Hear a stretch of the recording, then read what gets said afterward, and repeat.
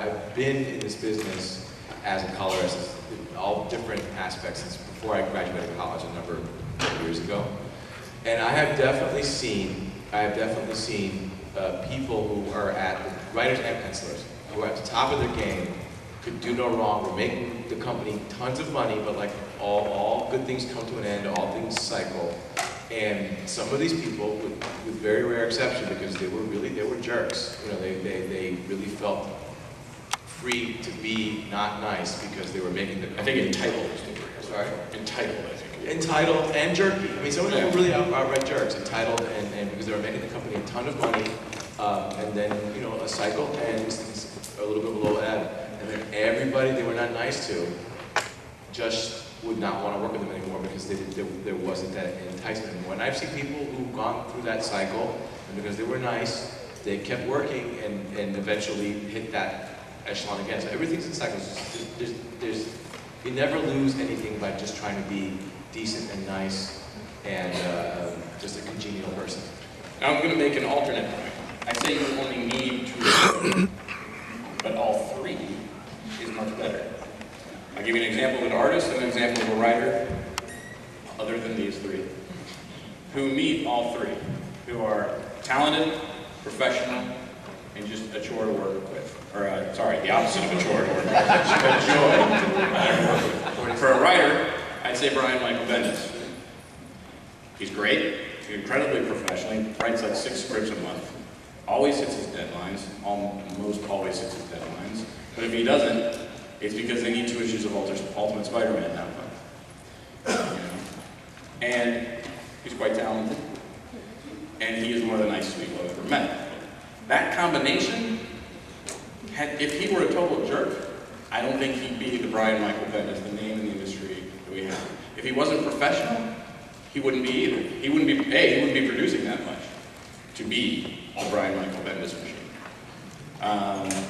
And obviously, if he wasn't talented, you're not going to go that far. For an artist, I'd say Steve McNiven. Steve McNiven, clearly a talented artist, very professional, has not hit every deadline that I've given him. Some of you might remember the Civil War #7 was late. But there were good reasons for it. And he worked his butt off to try and get that thing out as close to on time as he possibly could. And he had the weight of the company on his shoulders, and that is not an easy situation to be in. And he's also, again, an incredibly nice and pleasant individual to work with. And all of those things, again, made everyone at Marvel at that time want him to succeed, wanted to give him that project. And it worked out. And it worked out to the extent that it did because he was all 3. So I'd like to go ahead and say, don't just decide not to be one. If you got all 3, go with that. It works out very And I nice. should say that at the beginning of your career especially, you're not going to be completely professional. I mean, you will never, I'm sure, I almost guarantee you will agree with this, Riley, you will never learn as much about penciling or drawing a comic as you will the first time you have to do 22 pages in 4 weeks. It's just, Just look at the first few issues of any new comic book art. Like any of your favorite comic book artists that you think are awesome. Find their first few issues that they worked on and just look at the learning curve between their first issue and their like 5th.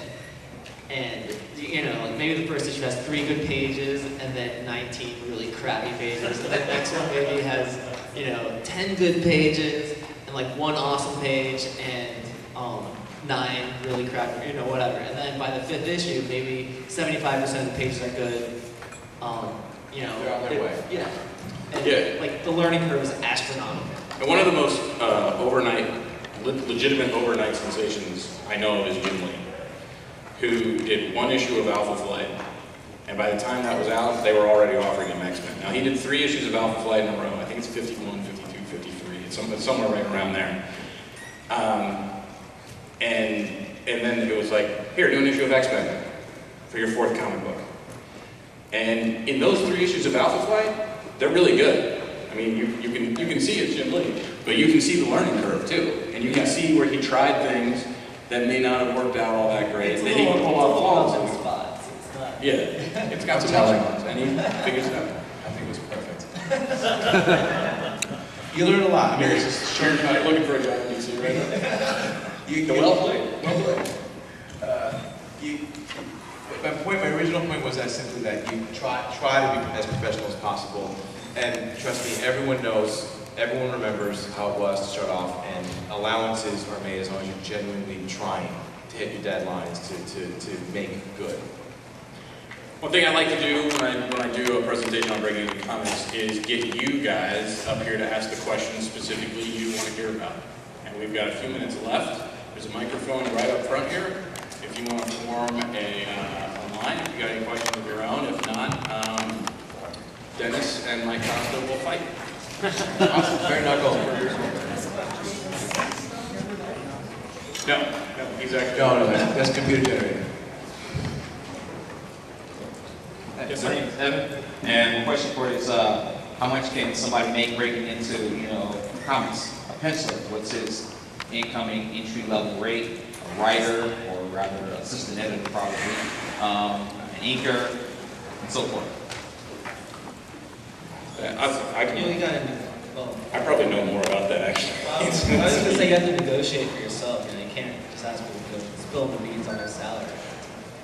Yeah, I mean, That's what I'm saying, entry level, not what you pros make, but entry level. but entry level is different depending on the project, depending on the company you're working for. I mean, it can really vary wildly, Okay. And there are some books coming out from known companies in which the creators are not paid.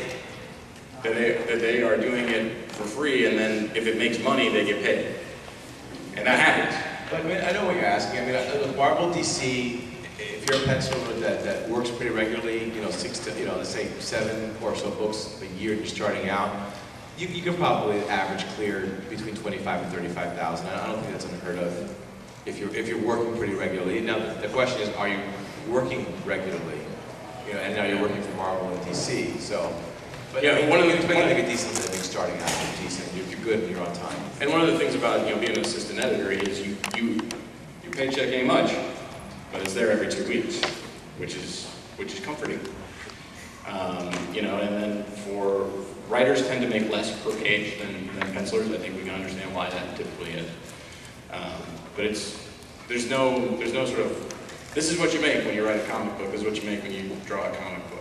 If you get a salaried position, it's a salaried position. But yeah, you got to negotiate for yourself, and it a lot of times it depends on the project. Do we need agents or lawyers to negotiate for us? I personally find that agents and lawyers just get in the way of me making comic books. I can tell you that as a guy who lives in LA, and most of my friends are actually television writers, and as a guy who's taken meetings with agents, agents don't want to represent you for comics because they don't make any money off of it. You are not probably making a lot of money as a comic book writer or artist. I mean, some guys are, but most guys are not making the kind of money that the agent could take a piece of. And then also, the business just isn't run through agents. Like, it's all done face to face, which is another reason why you should be nice. Yeah. You're your own agent. Thank you, guys. Also, I actually do want to answer this question as honestly as I can, because I had the very same question when I got hired. When I was told I was going to write my first comic, I was too scared to ask how much money it was, because again, in like my paranoid neuroses, like if I somehow mentioned money, they'd be like, well, this kid's a prima donna, we're getting rid of him. As if, I mean, it doesn't make any sense, but I was freaked out. I mean, I couldn't believe that I got the job, so I wasn't going to do anything that made me look like I was, I was not just grateful. So I actually sent a MySpace message, because somehow I broke in before Facebook caught up. That's how unbelievable. But I sent a MySpace message to Rich Johnston, because he is the only person that I knew that could answer this question, and I kind of knew him. And I said, how much can I expect to make working for Wildstorm? I just wanted to have an idea. And he was actually right on, and my page rate for my first comic at Wildstorm was $65 a page, which is like their basement bar. I mean, maybe they paid people less than that, but I hope they didn't, because that's not a lot. And I have been told that Marvel's is higher, and that Marvel's is 80, but I have not worked for Marvel, so I can't say. $80 is what I got paid for my first writing, like my first page rate for writing a book. Yeah, $80 was the basement for writing per page at Marvel as of 2007. It may have changed since then, but that's definitely what it was when Yeah, I was there. I need to work for Marvel. Yes. Thanks for the panel. Can you guys maybe comment on networking? I've spoken to a few people out here and they're like, man, this is not the place to do that because it's just so crazy at a San Diego is the wrong show to network at because people are here conducting really dire business and it's just a business, so many people to see. But there are other shows that are better. But so much of this is done these days by email. I mean, in terms of networking, you know, some good shows. Baltimore's a good show because it's Philly is my opinion. Wizard World Philly was a good show because it was close to New York, so a lot of the editors came, and most of them ended up hanging out at the same bar, so that was a good place to hang, you know, to hang out. New York Con is okay, but most people just go home after the show is over, which is not what you want. So Baltimore, Philly, you know, but you can just, you know, email. A lot of the stuff is done by email. You send JPEGs to people every once in a while. Also, I kind of disagree that I think San Diego is a very good place to network, although it depends, different, you know, as part of your network, you should be going to a lot of conventions, like as many as possible. And you'll learn that different conventions are different things. San Diego, it's not the best place to network with editors because editors are trying to talk to Yeah, that's what I meant. Yeah, editors are trying to talk to who's the big name talent that just came over from Italy who we've never talked to normally. Like that's who they want to talk to. They don't want to talk to guys that are just trying to break in. But if you're just breaking in, it's an excellent time to talk to your favorite artists, writers, start your networking in the talent pool. Yeah, you know? with other network creators, with it's these great. guys. That's a good point. Yeah. Go like people who you just know from message boards, like DeviantArt or Pencil Jack or Concept Art or whatever, and network with those guys. Meet them face to face, and you know become kind of like a little group. That's what I did. Like starting out, I feel like that was a big part of me breaking into the business was me and my friends. We just met each other online. We tried to do an anthology together and just got along really well. And we started doing the conventions together. We formed 10-Ton Studios. And there was a whole bunch of us, and we'd go to a bunch of conventions. And since there were a lot of us, it was easy to split costs. Like, when you have enough people, you can afford hotels, transportation, whatever. You can afford getting a table in Artist Alley or whatever it is. And since we had, you know, our group, our t-shirt and stuff like that, if somebody knew Chris Burnham, Right. and Chris Burnham's like, you know, they know he's in 10-Ton Studios, I say, oh, I'm in 10-Ton Studios. And they say, oh yeah, with Chris Burnham. So now I know anybody that he knows just through that network. And that's how it works, and that's how, and it helps you get jobs. And don't underestimate emotional support either. We do a lot of this work by ourselves in the dark, in the basement, with no feedback. So At 3 a.m. At 3 a.m. So having people being able to say, you know, like, yeah,